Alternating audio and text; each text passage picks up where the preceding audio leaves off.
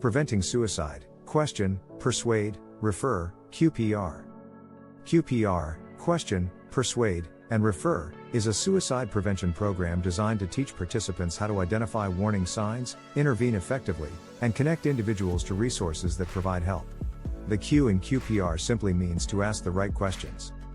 QPR is the mental health equivalent to CPR that anyone can learn, regardless of their background or profession. QPR training begins with recognizing warning signs. 1. Verbal signs, statements like "I can't go on," "No one cares," or "You'd be better off without me." 2.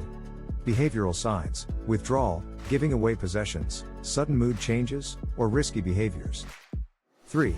Situational signs, loss of a loved one, financial stress, or access to lethal means. Principles of QPR include practicing scenarios to identify potential warning signs. As an example, a coworker says, "I've been feeling really overwhelmed and hopeless lately." A QPR trained leader recognizes this statement as a warning sign, and then is prepared to ask the question. When verbal signs, behavioral signs, and situational signs are recognized in a person or team member, the QPR trained leader must be prepared to ask the right questions, and to listen intently as to how to provide the necessary help. How the question is phrased is also important. The questions must be phrased in a calm, non-judgmental tone. Questions like, "Have you been feeling so overwhelmed or hopeless that you've thought about ending your life?" Additional questions to ask may be, "Sometimes people feel so trapped they think about suicide. Are you feeling this way? It sounds like you've been struggling a lot lately. Are you having thoughts of hurting yourself? Sometimes people feel so overwhelmed they think about ending their life. Are you feeling that way?" As a method for learning how to ask questions, practice role play, asking the preceding questions with a partner. This includes practicing how to approach someone. Example, a friend has been isolating themselves and posting concerning messages online. Key tips: use a calm, non-judgmental tone. Avoid euphemisms, for example, "You're not thinking about doing something crazy, are you?" The P in QPR is to persuade, offering hope and support. This means the use of active listening, maintaining eye contact, being affirming, and avoiding judgment. This includes reassuring the person. "I'm so glad you told me. You're not alone, and there are people who want to help." Examples of questions offering hope and support: "How can I support you right now? What's been making you feel this way? Can we talk about some things that have helped you in the past? Would you be willing to let me help you find someone who can help? Can we make a plan together to get through this?" Key tips: avoid minimizing their feelings with statements like "It's not that bad" or "You'll get over it." Focus on building trust and showing empathy. Practice persuading someone to accept help. Example, your sibling says they don't want to talk to anyone because no one will understand. How would you respond?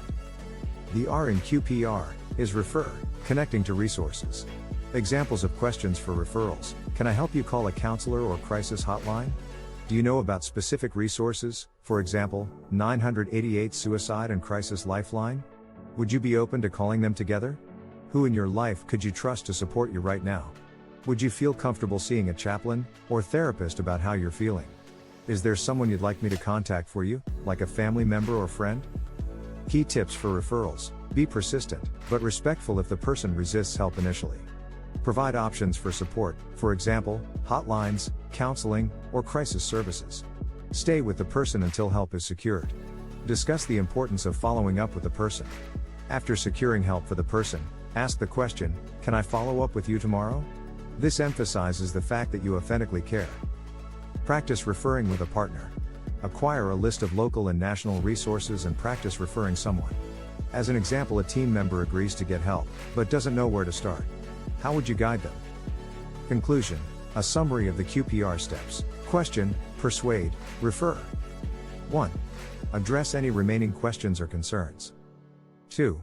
Encourage participants to practice consistently what they've learned, and share the resources of QPR with other leaders. 3. Practice and include reflective discussion with other leaders. What challenges might a leader face in using QPR, and how can we overcome them? 4.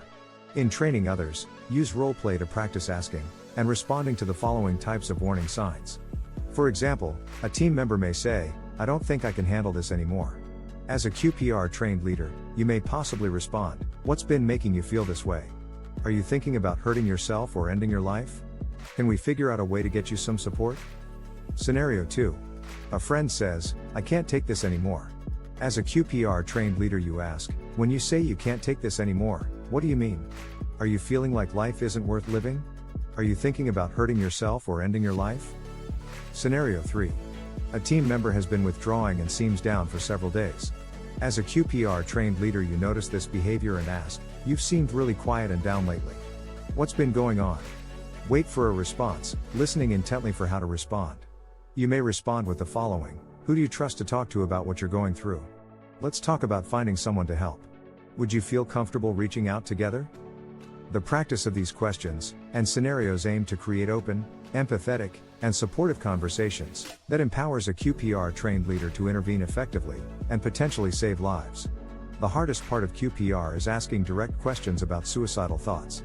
Practice is the key to becoming comfortable with asking the questions. Ask a question, save a life. Framing tips for effective questions: use open-ended questions to encourage conversation. Examples include questions like, "Can you help me understand what's been going on? A lot of people feel overwhelmed in situations like this. Are you feeling that way too?" Avoid judgmental or minimizing language. Don't make statements like, "You're not really thinking of doing something crazy or stupid, are you?" Persuade, offering hope and encouraging help. This step is about listening without judgment and guiding the person toward a hopeful mindset. Examples of questions for active listening and support include the following. A person may say, "I don't think anyone cares about me." A QPR trained leader may respond, "I care about you, and I'm here to listen. Can you tell me more about how and what you're feeling? What has made you feel this way? Can we talk about it together?" Encouragement and hopeful phrasing. A QPR trained leader reassures a person that help is available. Statements like, "You're not alone, and there are people who want to support you. We will find a way through this together." Further, a QPR trained leader is empathetic but honest. "I may not have all the answers, but I'm here to help you figure this out." Referrals, connecting to resources. The focus is on taking concrete steps to ensure the person gets help. Scenario: a family member refuses to talk to a professional. A QPR leader may possibly respond in the following manner: "I understand it feels hard to reach out, but would you feel more comfortable if I stayed with you while we call? Is there someone else you trust who could help? Maybe a chaplain, a pastor, coach, or teacher? Can we agree on one small step together? Maybe just talking to a crisis line anonymously." Referral tips: personalize the resources. For a veteran, have you tried the Veterans Crisis Line? They have people who understand what you're going through. For a student, does your school have a counselor? Let's find out how to reach them. Always offer to follow up with that person or team member after a successful referral. A QPR trained leader may say, "I'll check in with you tomorrow to see how it's going." Does that work for you? In QPR training, role-playing helps participants practice these techniques and recognize potential warning signs in those that they lead. Facilitators' tips for effective training in QPR: encourage people to express authentically what they are feeling. Reinforce the importance of listening more than talking. Provide positive feedback to participants during role plays to build confidence. Share and emphasize the foundational principle of QPR: ask the question, save a life.